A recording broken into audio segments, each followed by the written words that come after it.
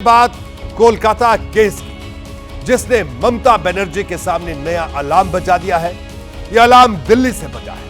आज supreme court ने ममता। क्या आप अभी भी माता पिता बनने का सपना देख रहे हैं? अपोलो फर्टिलिटी के साथ अपने माता पिता बनने का सपना पूरा करें। मुफ्त परामर्श के लिए 9953-975-611 पर कॉल करें। बनर्जी की पुलिस और कोलकाता मेडिकल कॉलेज प्रशासन पर सवालों की बौछार कर दी। उधर पश्चिम बंगाल के राज्यपाल ने राष्ट्रपति से मुलाकात कर नई अटकलें शुरू कर दी है, क्योंकि कल बंगाल के राज्यपाल गृह मंत्री से भी मिलने वाले हैं।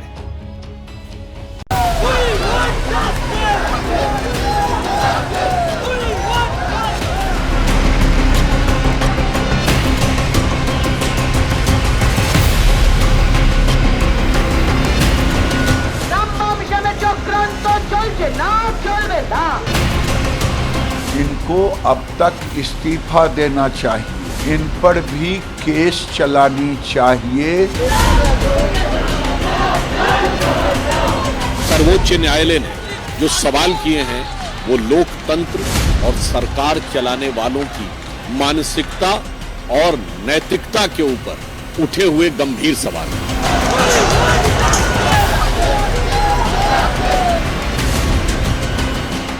अब तक अपने राजनीतिक कौशल से हर मुश्किल को मौके में बदलती रही ममता बनर्जी के लिए कोलकाता रेप कांड ने पहले सियासी चुनौती बढ़ाई और अब सुप्रीम कोर्ट का कड़ा रुख उनके लिए परेशानी का सबब बन सकता है।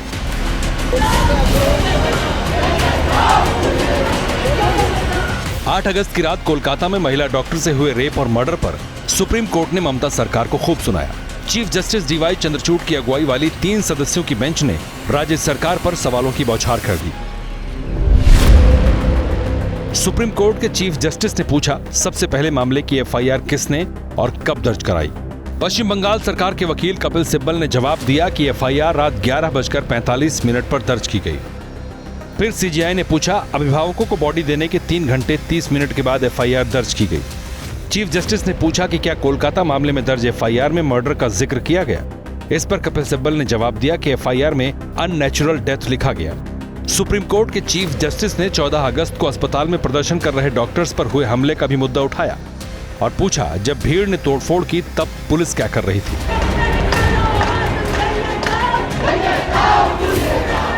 कोलकाता कांड पर खुद ही संज्ञान लेकर मामले की सुनवाई कर रहे सुप्रीम कोर्ट ने प्रोफेशनल हेल्थ वर्कर्स की सुरक्षा पर सुझाव देने के लिए टास्क फोर्स बनाने का ऐलान कर दिया।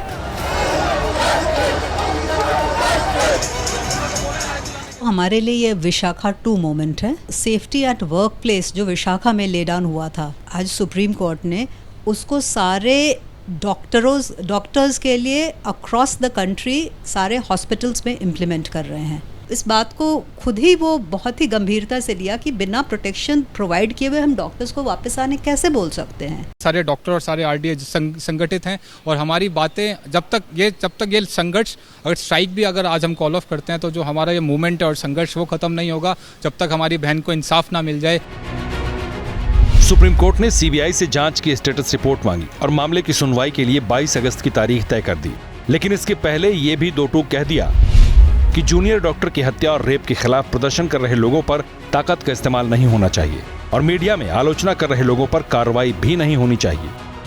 दिल्ली में जिस वक्त सुप्रीम कोर्ट ये टिप्पणी कर रहा था, करीब करीब उसी वक्त कोलकाता पुलिस ममता सरकार के खिलाफ प्रदर्शन करने वालों पर जोर आजमा रही थी। स्वास्थ्य भवन का घेराव करने निकले एबीवीपी कार्यकर्ताओं को डंडे के दम पर रोकने की कोशिश कर रही थी। इनको अब तक इस्तीफा देना चाहिए, केवल इस्तीफा नहीं, इन पर भी केस चलानी चाहिए, क्योंकि ये संरक्षण दे रही हैं। ममता बनर्जी अगर अपने आप को कोरिया के राष्ट्रपति किम जोंग समझती है, आप कितने पर केस करोगी? जो प्रश्न पूछ रहा है उसके ऊपर कार्रवाई हो रही है। आवश्यकता थी कि कठोर कार्रवाई यह सरकार करती उन लोगों के विरुद्ध जिन्होंने यह कार्य किया था। उल्टे कार्रवाई उन पर हो रही है जो कि इंसाफ की मांग उठा रहे हैं। सोचिए कि संविधान कितने बड़े खतरे में है आज पश्चिम बंगाल में। दरअसल कोलकाता पुलिस ममता सरकार के खिलाफ सोशल मीडिया पर लिखने वालों पर सख्ती दिखा रही है। मीडिया रिपोर्ट्स के मुताबिक अब तक करीब 300 लोगों को नोटिस भेजे जा चुके हैं। बीजेपी इस पर ममता की तुलना तानाशाह से कर रही है।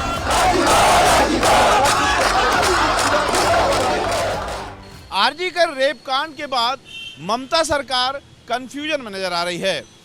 आरजीकर में जूनियर डॉक्टर के साथ रेप और हत्या के वक्त प्रिंसिपल रहे संदीप घोष को लेकर यह कंफ्यूजन और अधिक नजर आ रहा है। शुरू में तो बंगाल सरकार संदीप घोष को बचाती दिख रही थी, लेकिन जब संदीप घोष सीबीआई के दायरे में आए तो बंगाल सरकार ने संदीप घोष पर भ्रष्टाचार का मुकदमा दर्ज करवा दिया।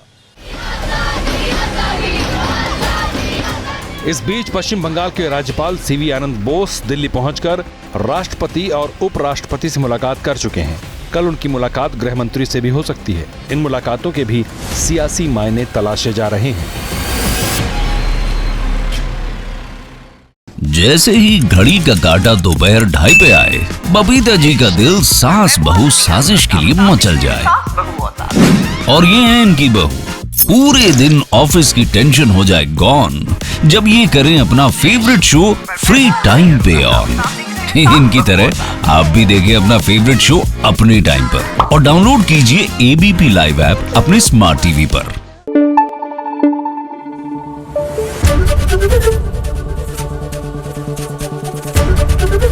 एबीपी न्यूज आपको रखे आगे।